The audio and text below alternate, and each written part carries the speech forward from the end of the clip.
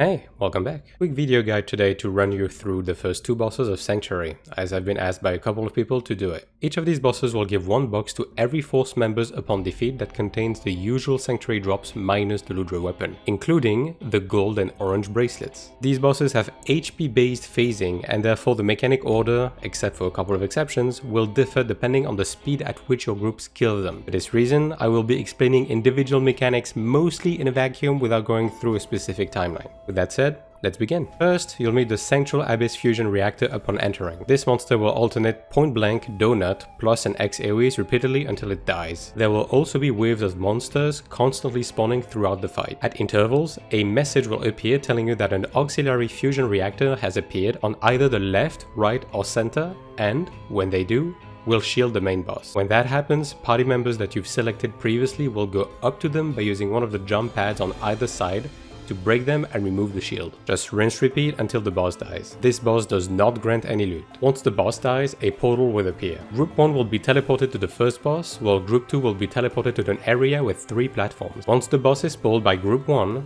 trash packs will spawn on the left, then middle, then right platforms repeatedly until the boss dies. There will be 2 waves each time, followed by a crystal that can be interacted with to give the other party fighting the boss buffs like hots, damage and movement speed boosts. Now, for the first boss. Once again, I will mostly be covering mechanics you will see in a vacuum. One mechanic that you will have to juggle throughout the entire fight will be this pink/purple circle. When a party member is affected, they will take sustained damage over time. Once the circle completes, the debuff will transfer over to a party member staying inside of the circle. If nobody is in the circle, a progressively expanding purple ground AoE will be placed on the ground until the fight ends. Standing inside of it will do heavy damage. If 3 AoE gets placed on the ground, the boss will enrage and kill the entire party. One of the first commonly repeating mechanic is a hard-hitting tank attack that can be sidestepped, followed by a cross, then plus shape succeeding AoE. Next, the boss will cast an AoE that covers all of the area except a thin cone behind him. This AoE cannot be blocked or evaded and will one-shot you if you get hit by it. One of the party members will also be targeted by a red line AoE. You can tell who is targeted by their health bar going green and them having the target debuff. The line AoE will snapshot the target's position 2 seconds before resolving, so simply aim it outside of the safe spot, then wonk into safety when the debuff reaches 2 seconds. Next, everyone in the group will have a red donut AoE around them.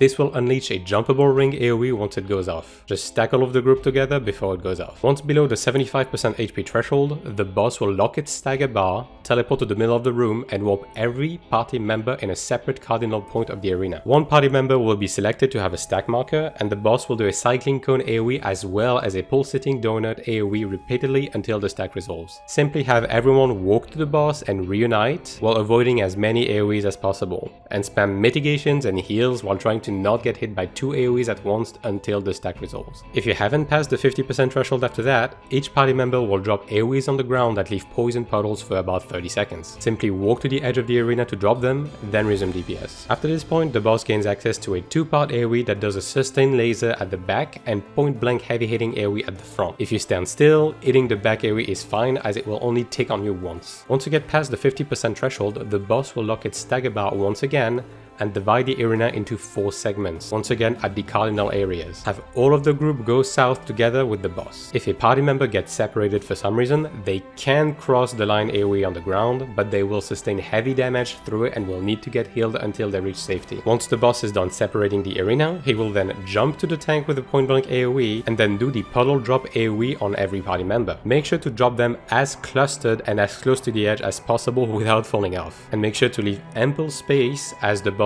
will then do a cross and plus AoE. After that, he will do the red donut pulsating AoE. This cycle will repeat twice unless you push the boss under 25%. Once at 25%, the boss will jump in the middle of the arena and spawn 4 circles with monsters inside of them. Party members will be selected at random, sometime even the same party member twice in a row, with a line AoE that they must aim at said monsters in order to kill them. Failing to do so will drop a black puddle on the ground that counts towards the 3 puddle enrage count. Note that the line AoE will snapshot, but it can be a bit finicky to dodge with high ping. But you can perfectly dodge it and you can block it. After this mechanic, the boss will do previously mentioned basic mechanics. Just finish it off and collect your rewards. After the boss, the roles will be reversed. Group 1 will proceed to an area with 3 platforms and trash bags, and Group 2 will proceed with their boss. The trash bags functions exactly the same. And now onto the second boss. One mechanic that will happen repeatedly throughout the fight are these purple laser lines AoEs that sweep the arena in a straight line, coming from either the north or the south. Getting hit by these will do moderate damage. Another mechanic that will happen all the way throughout the fight will have the boss dash at someone, then mark someone with the target debuff and jump at them, smashing their weapon on the ground, with a point-blank AoE that will stun if not dodged. When the boss retrieves their weapon from the ground, a white, jumpable circle AoE will appear where the weapon was. Now, the first signature mechanic of this boss will have it fly to the center of the room, place a black portal under it that deals sustained damage, and become untargetable. A bunch of spirit mobs will then spawn all around the arena, with some requiring a fixed 2 hits to kill and other 8. Just divide the group into 2 teams that will kill them starting from the south, going towards the north, clockwise and anti-clockwise. Some classes with rapid rate of fire and high range, like Ranger, can handle one side by themselves pretty easily. After a few seconds of the mechanic starting, 2 white triangles will appear at the south and slowly sweep over each side of the arena. Stepping into these will do heavy damage. If these triangles come in contact with one of the specters, the specter will explode and inflict a 3-second fear status on the whole group. Once every monster is defeated, gather north and wait for the white triangle to stop and disappear. Once gone, a white marking will appear in the center of the arena.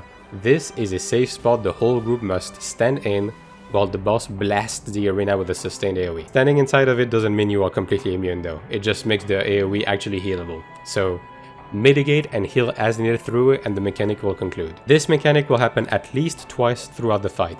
The second time, orbs will appear inside the safe area in between the 2 triangles at the end. They will either be red with an eye or blue with nothing. The red one with eyes requires your character to look at them. The blue ones with nothing in them requires your character to look away from them. After the first time doing this mechanic, the boss will then be able to summon orb towers. When it does that, 2 towers will spawn at once. Just simply have people stand inside the circle on the ground and jump into the orb to absorb them. Failing to do so before the orb crashes into the ground will deal heavy AoE damage. Do note that it is possible for a single player to soak both towers. And after the second time doing this mechanic, the boss will gain access to summoning little spinning scythes that chase 2 players in the group. Simply kill the scythe while running away from them. The next signature mechanic will target every party members with a large red cone AoE, as well as spawn several mortal soul stones on the edge of the arena. The red cone AoE snapshots about 2 seconds before going off. Breaking a crystal while in its range gives you a buff that makes you invulnerable to all damage for 4 seconds. Do note that only one person can get hit by a given crystal. Once the red cone goes off, it will break every crystal that it hits. After the cone resolves, the boss will do a room-wide repeating AoE that deals very heavy damage. The intended way to do this mechanic is to have everyone stacked together, each stand next to a different crystal within the AoE and break it right before it resolves in order to survive. Then once done, have every party members walk to other crystals and refresh that crystal buff right before it drops off repeatedly until the boss finishes using its AoE. Normally, if you time it right, you can pretty much conclude the entire mechanic with about 2 crystals. 3 if you broke one early. Now, the way everyone cheeses this mechanic, including Pogs and pretty much every static, is by sacrificing everyone in the group except the cleric, and just have the cleric eat every single crystals on its own until the mechanic resolves, and at the end of it, resurrect the entire party. Once the mechanic finishes, 3 orbs will appear in rapid succession. You will have to look at or look away from them in the correct order. If you're not sure of the order, just make sure to position your character in a way that will only make you fail one, as failing a single one will not deal enough damage to kill you. Once all 3 resolve, the boss will do a donut AoE. This succession of 3 orbs and a donut AoE will happen again if you take too long to kill the boss after that. If you're the cleric, use your resurrection at this moment. After this, the boss will loop filler mechanics until killed, so just finish it off and collect your rewards. And that's it for this video. I will likely make a separate video for Ludra himself. The footage you saw was taken from my livestream. I stream this game fairly often, so make sure to swing by and say hi. Thanks for watching.